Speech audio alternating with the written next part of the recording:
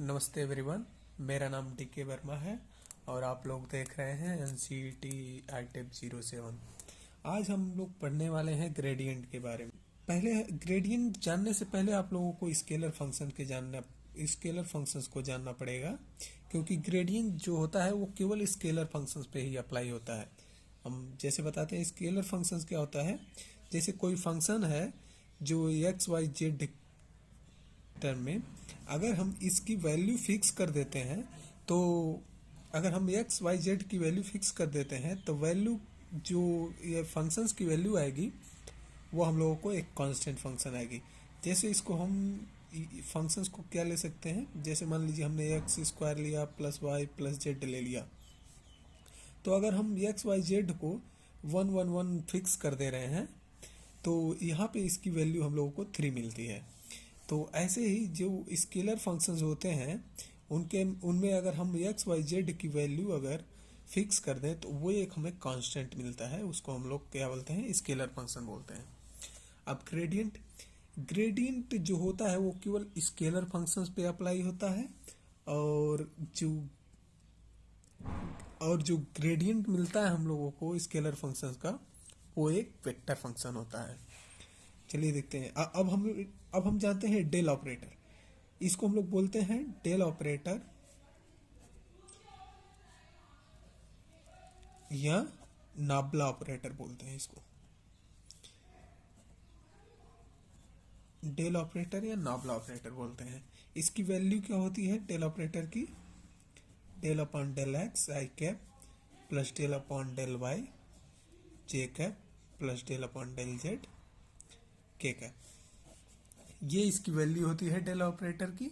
और हम लोग किसी भी फंक्शंस का अगर ग्रेडियंट निकालना होता है तो हम लोग उस फंक्शंस को डेल ऑपरेटर के साथ लिखते हैं। और ये फंक्शन होता है इसमें डेल ऑपरेटर में पूरे में मल्टीप्लाई हो जाता है।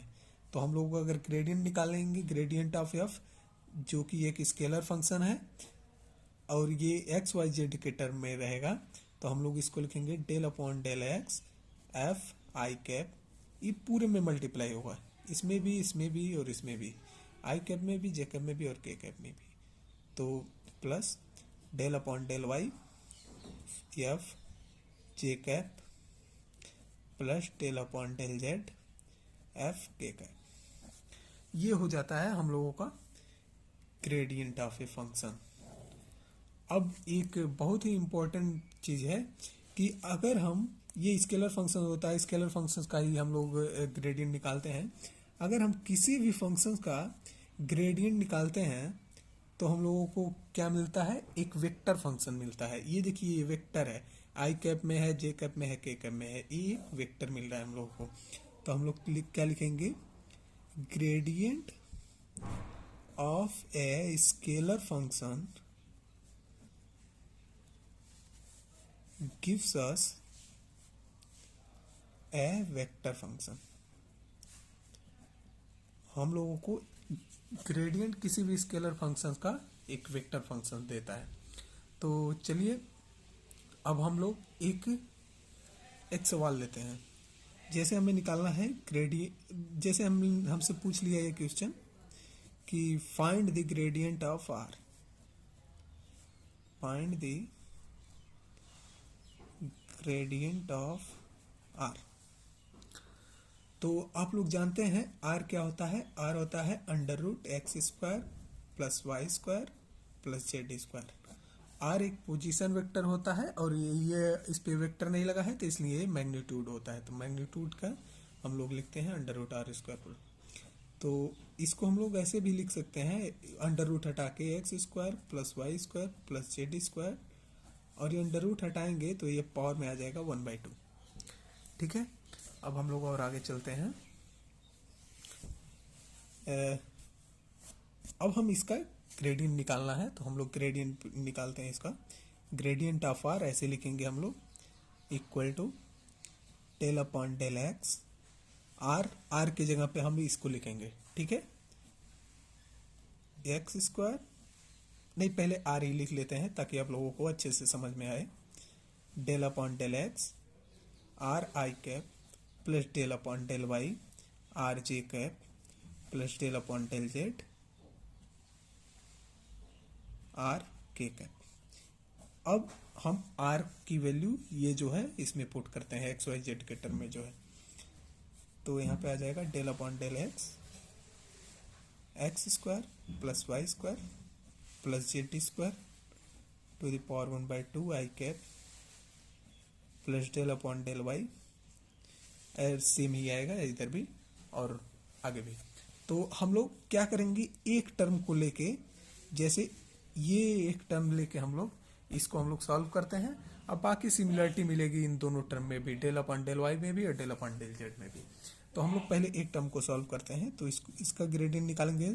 तो पहले पावर को हम लोग डिफ्रेंशिएट करते हैं, तो पावर का डिफ्रेंशिएशन करेंगे तो आ जाएगा 1/2 इंटू, अब यहाँ पे -1 होता है तो ये हो जाएगा -1/2, यानी x square plus y square plus z square to power -1/2 हो गया। और इंटू अब हम लोग इस फंक्शंस को डेरिवेट करेंगे, तो ये क्या है, ये एक पार्शियल डेरिवेटिव है विथ रिस्पेक्ट टू एक्स। तो हम लोगों को y और x को एज ए कांस्टेंट ट्रीट करेंगे। तो y और x की जब हम लोग डेरिवेटिव निकालेंगे तो ये 0 हो जाएगा, और एक्स स्क्वायर की डेरिवेटिव हम लोगों को मिलेगा 2x। तो इधर देखिए 2 से 2 गया, और ये माइनस है तो इसको हम लोग माइनस साइन को हटाएंगे तो ये हो जाएगा x अपॉन, ये हो गया हम लोगों का x square plus y square plus z square to the power 1/2, जो कि है r, x अपॉन r आ गया हम लोगों का। ये हम लोगों का क्या आया है, del r upon del x आया है। तो ऐसे ही जब हम लोग del r upon del y करेंगे, ये del r upon del x आया है हम लोगों का। जब हम लोग del r upon del y करेंगे तो इसकी वैल्यू आई हम लोगों को आएगी y अपॉन r। ऐसे ही हम लोग जब del r upon del z करेंगे तो इसकी वैल्यू आएगी हम लोगों को z अपॉन r। तो इन तीनों की वैल्यू जो है हम ऊपर वाले इस फंक्शन में डाल देंगे। तो ये तीनों की वैल्यू हम लोग इस फंक्शन में डालते हैं, तब देखते हैं क्या होता है। तो आंसर आ जाएगा हम लोगों को, तो ये gradient of r equal to ये हो जाएगा y upon r i cap plus ये sorry x upon r, x का टर्म है ना, यहाँ पे आएगा ये जो फंक्शन था हमारे लोगों का del r upon del y, जो कि आ रहा था हम लोगों का y अपॉन r, इधर देख सकते हैं आप लोग। तो ये y upon r j cap, यहाँ से जे कैप है, और ये del r upon del z हम लोगों का क्या आया था, z अपॉन r। तो ये लोग हम लोग लिख देंगे z अपॉन r के कैप। अब हम इसमें से r कॉमन ले सकते हैं, तो ये हो जाएगा ग्रेडियंट ऑफ r हम लोगों का, r कॉमन लेंगे तो x आई कैप प्लस y जे कैप प्लस z के कैप। और ये x i cap plus y j cap plus z k cap क्या होता है, आर वेक्टर होता है। तो इधर हम लोगों का आ गया ग्रेडियंट ऑफ आर, क्या ये हम लोगों का क्या होता है, x i cap plus y j cap plus z k cap हम लोगों का आर होता है। तो ग्रेडियंट ऑफ आर हम लोगों को क्या मिल गया, r vector upon r equal to r cap होता है, ये डायरेक्शन ऑफ आर हो गया। तो हम लोगों को ग्रेडियंट ऑफ आर क्या मिला है, या तो हम इसे ये लिख सकते हैं या ये लिख सकते हैं, तो हम लोग आर कैप इसको लिख रहे हैं। जैसे एक और क्वेश्चन है, देख लेते हैं। एक और क्वेश्चन है, find the gradient of r to the power n। इससे हम लोगों को क्या मिलेगा, एक जनरलाइज इक्वेशन मिल जाएगा, जिससे हम लोगों को r टू द पावर कुछ भी हो, जैसे यहाँ पे n लिया गया है, तो कुछ भी n real n positive integer होगा, कुछ भी हो वहाँ पे हम लोग क्या कर सकते हैं, उस फार्मूले को लगा सकते हैं। तो हम लोगों को जनरलाइज फार्मूला निकालने के लिए हम r to the power n का ग्रेडियंट निकालते हैं। तो देखते हैं, gradient of r to the power n equal to del upon del x r to the power n i cap plus del upon del y r to the power n j cap plus del upon del z r to the power n k cap. ये हम लोगों का gradient हो गया। अब हम इसको first term को जो है आई कैप के साथ, इसको हम लोग सॉल्व करते हैं। और ऐसे ही सिमिलर टर्म आएंगे इसमें भी, दोनों में। तो हम लोग देखते हैं, पहले हम लोग इसमें से क्या है, del upon del x r to the power n. तो इसमें से हम लोग पहले पावर को सॉल्व करते हैं। तो पहले पावर को हम लोग डिफ्रेंशिएट करेंगे तो क्या आएगा, n into r to the power n minus one होता है। ये हमारा पावर सॉल्व हो गया।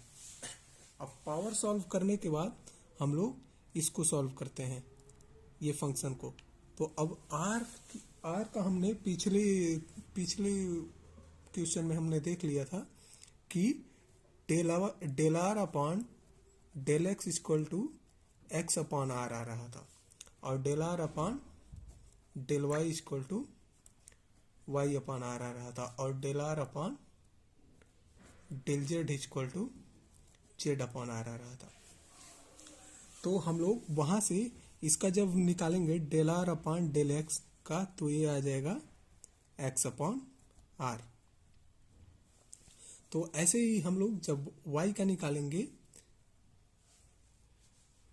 ऐसे ही जब हम लोग ये निकालेंगे, del r to the power n upon del y equal to n r to the power n minus one y upon r आ जाएगा। और ऐसे ही जब हम लोग निकालेंगे del r to the power n upon del z का, तो ये हम लोग क्या मिलेगा, n r to the power n minus one z upon r. अब हम लोग यहाँ से इन तीनों को इस इक्वेशन में पुट करते हैं। इस इक्वेशन में पुट करेंगे, हम लोगों का जनरलाइज इक्वेशन मिल जाएगा।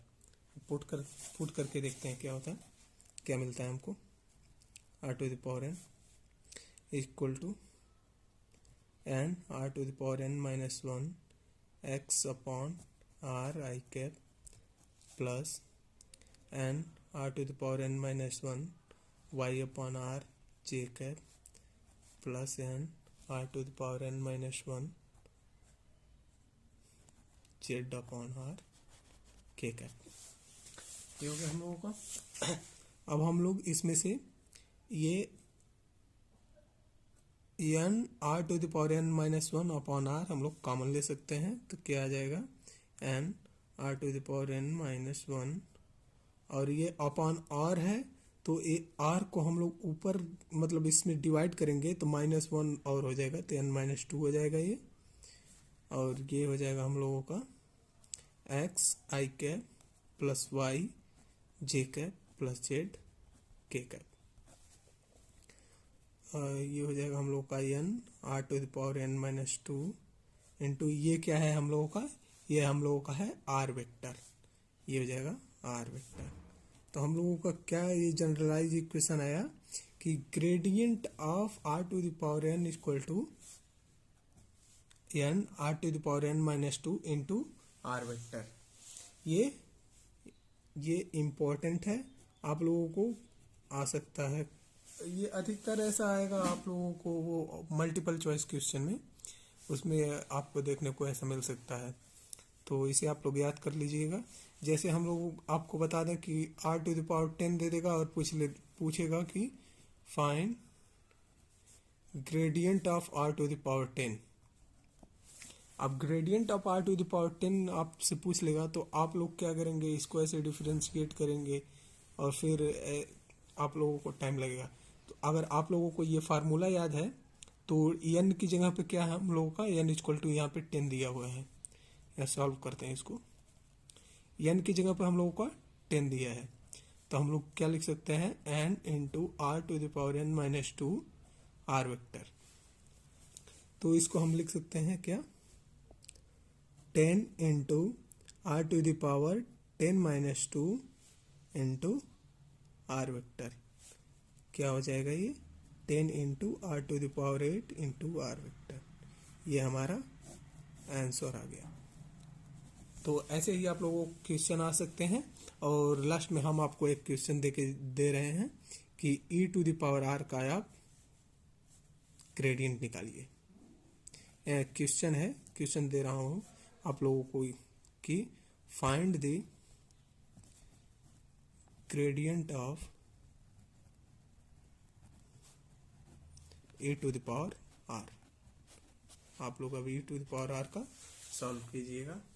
और हाँ, इसमें एक चीज और मैंने नहीं बताया कि इसमें आप लोगों को दे सकता है कि किसी पॉइंट 1,2,3 पे निकालने के लिए, या 1,x 1,9, या कुछ भी दे सकता है यहाँ पे निकालने के लिए। अगर वो आपको पॉइंट दे देगा तो आप लोग एकदम सिंपली x और y की वैल्यू इसमें पुट कर देंगे। x और y की, x y और z की वैल्यू में इस पॉइंट को पुट कर देंगे और आप लोगों का आंसर आ जाएगा। ओके, मिलते हैं आप लोगों से हम नेक्स्ट वीडियो में। नेक्स्ट वीडियो में हम लोग देखेंगे डाइवर्जेंस और कर्ल।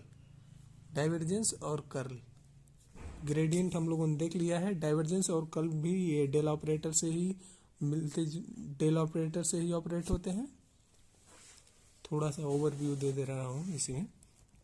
जैसे divergence of a function is, ऐसे लिखते हैं हम लोग, इसमें डॉट प्रोडक्ट रहता है और ये वेक्टर फंक्शन होता है। अब वेक्टर फंक्शन का हम डाइवर्जेंस निकालते हैं तो हमें स्केलर फंक्शन मिलता है। जैसे हम लोग ग्रेडियंट एक स्केलर फंक्शन था, इसका हम ग्रेडियंट निकाल रहे थे तो वेक्टर फंक्शन मिल रहा था। वैसे ही जब डाइवर्जेंस निकालेंगे तो हम लोगों को ये फंक्शन वेक्टर फंक्शन रहेगा, लेकिन जो हम लोगों की वैल्यू आएगी वो स्केलर फंक्शन होगी। और जब हम लोग कर्ल निकालेंगे किसी फंक्शन का तो हम लोगों को ये भी वेक्टर फंक्शन रहेगा और हम लोगों को जो वैल्यू मिलेगी वो भी वेक्टर फंक्शन होगी।